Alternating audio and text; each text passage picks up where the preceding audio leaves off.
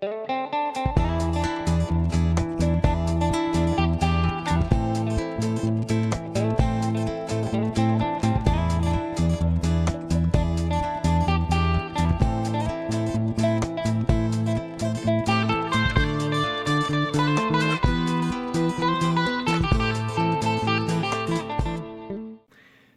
les makers, CrazyDoob, le temps est venu, est venu de vous présenter la petite horloge, donc le dernier projet que j'ai entrepris il y a pas mal de temps. Pas mal de changements dans ma vie privée, donc j'ai ralenti un petit peu le rythme. Voilà, je laisse pas tomber, mais voilà, j'adapte le rythme des vidéos à ce qu'il est possible, ce qu'il m'est possible de faire. Voilà, donc aujourd'hui le petit tuto, je vais vous expliquer comment réaliser vous-même cette magnifique horloge donc qui défile derrière moi. Donc petite horloge RVB, je vais peut-être d'ailleurs vous présenter dans le bon sens, ce sera mieux. Voilà donc cette fameuse horloge, donc fonction de base, l'heure et la date. Voilà, nous sommes le 1er novembre, donc jour de Toussaint aujourd'hui. Donc voilà, possibilité forcément comme on a de la LED RVB de choisir des couleurs. Donc là j'en ai paramétré quelques-unes. Voilà, ça permet de changer au gré des humeurs. J'avoue que j'aime bien le rouge et le bleu, donc là je vais la mettre en bleu comme elle était, voilà, ça rend assez bien. Possibilité forcément de régler l'heure, heure, minute, etc. Possibilité de régler la date.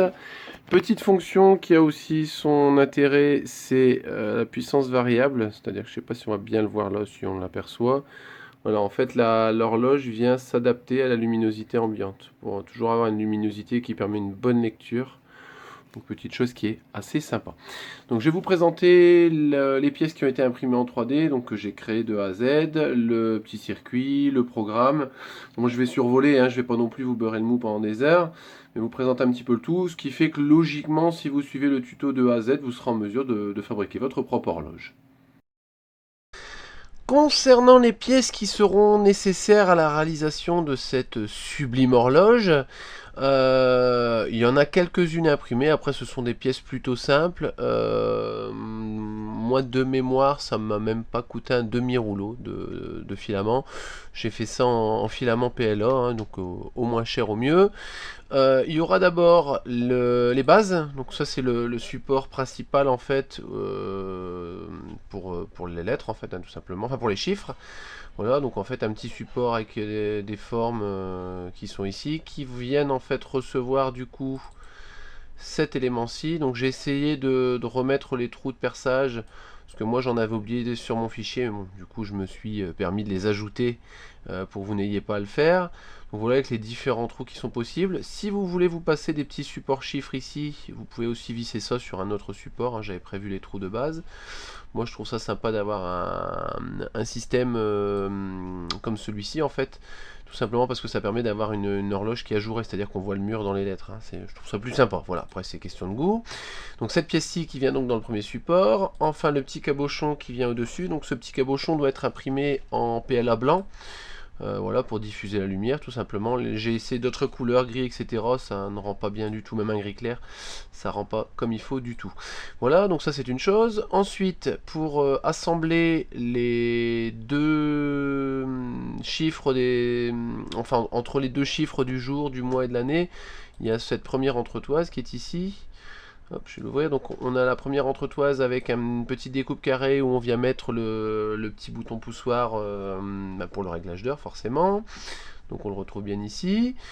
Ensuite on va avoir celui-ci où on va venir mettre les petits modules entre l'heure et la minute ou le jour et le mois. Voilà, tout simplement. Donc une petite pièce comme ça qui va bien. Ensuite, on va retrouver encore une petite pièce comme ici. Donc en fait, en gros, voilà, hein, si on veut donner un chiffre complémenté, ça va donner ça. Voilà ce que ça donne en fait, hein, tout simplement. Donc là, on a un chiffre sur un chiffre sur deux en fait, hein, sur les minutes, sur enfin heure, minute ou seconde. Hein, voilà, donc on comprend bien qu'il y en a un deuxième.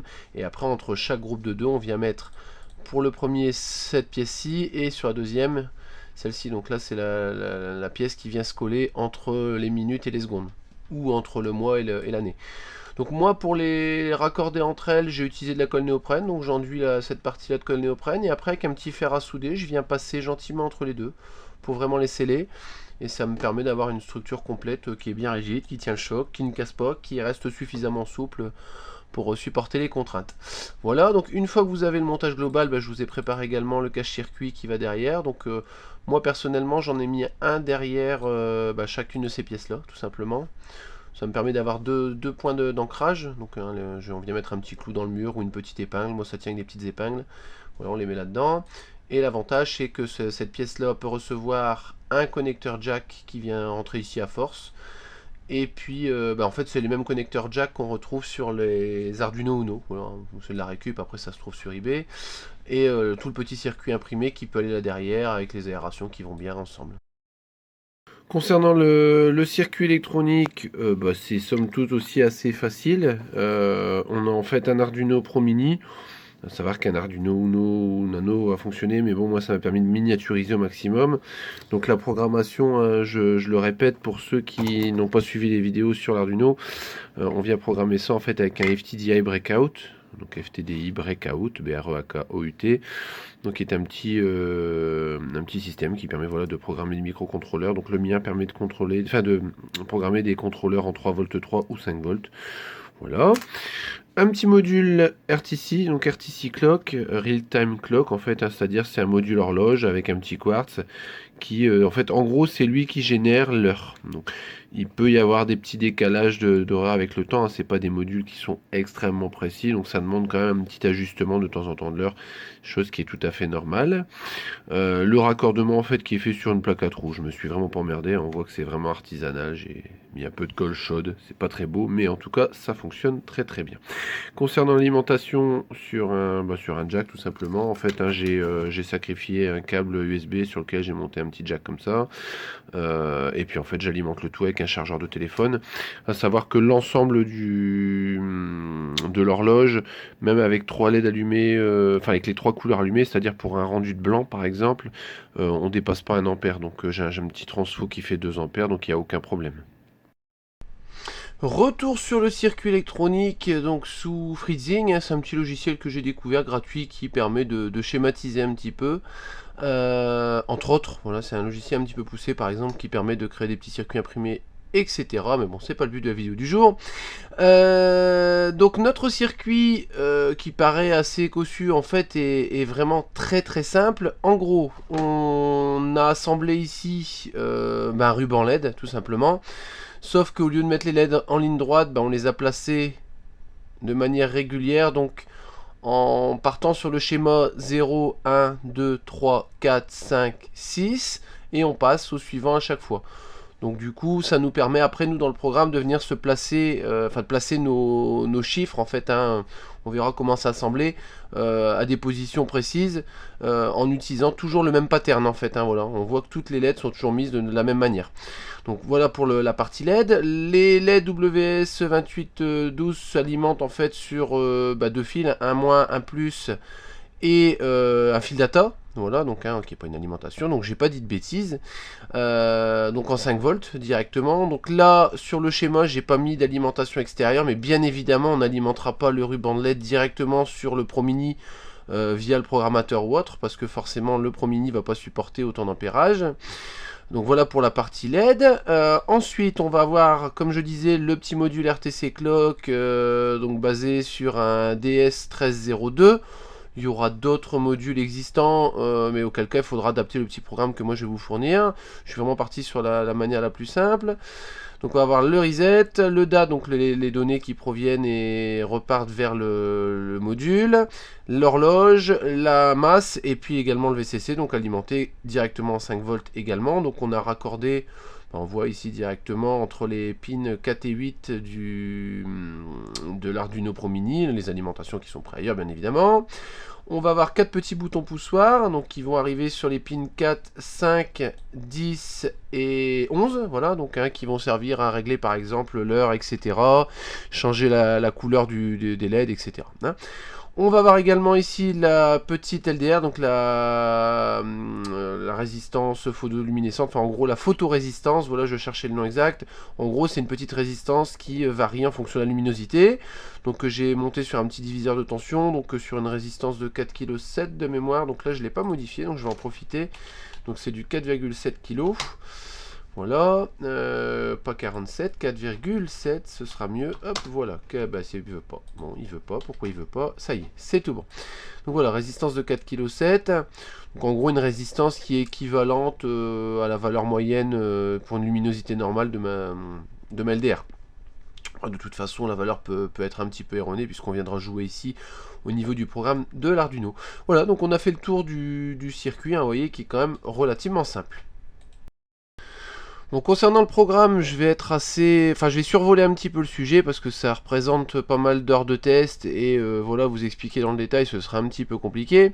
En gros ici, je vais importer toutes les bibliothèques nécessaires au fonctionnement, donc pour les LED, enfin non, ça c'est pour le RTC, ça également, ça va être utilisé par FastLED, la bibliothèque en fait qui va piloter les LED RVB.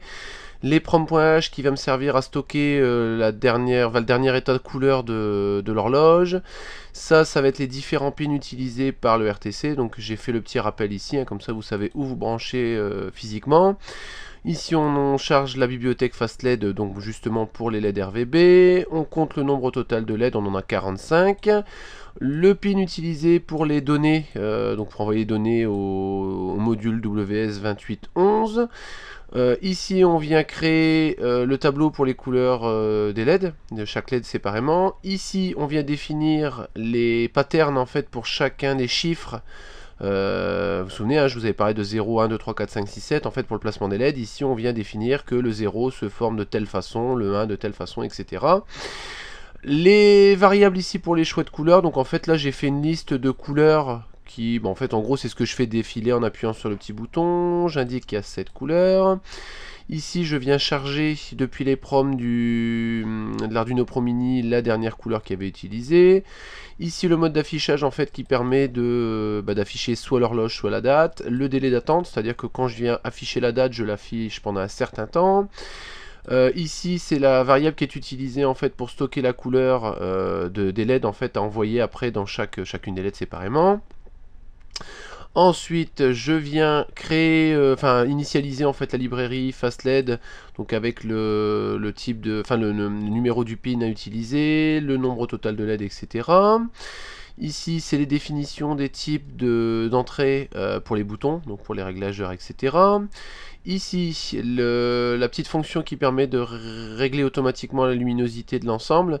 Donc en gros, je viens faire un map donc, qui permet d'ajuster par exemple une valeur de 50 à 100 et la calquer sur 0 à 256 par exemple. En gros, voilà, elle va faire un ratio pour aligner les valeurs. En gros, ici, je viens lire ma valeur Analog Grid 3 qui va se situer entre 10 et 1024.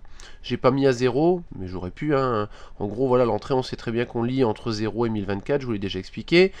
Et je vais venir calquer ces valeurs sur 255 à 50. Donc ça me permet déjà d'inverser la plage, puisque de 10 à 1024, je monte, et là, de 255 à 50, je descends.